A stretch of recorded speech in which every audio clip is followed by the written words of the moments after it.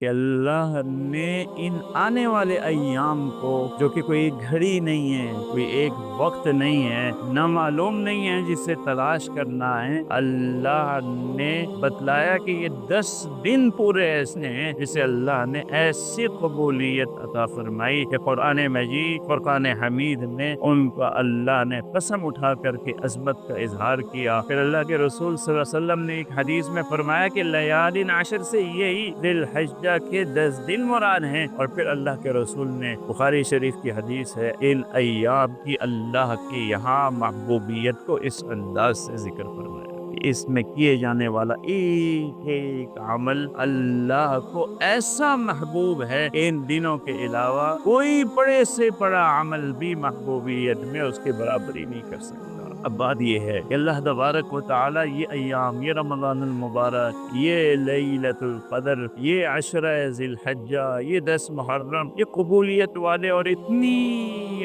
رحمتوں والے ایام پے در پے ہمیں نصیب فرماتے ہیں کیوں؟ ایک بزرگ گزرے، انہوں نے بہت خوبصورت تعبیر فرمائی، فرمایا کہ ان ایام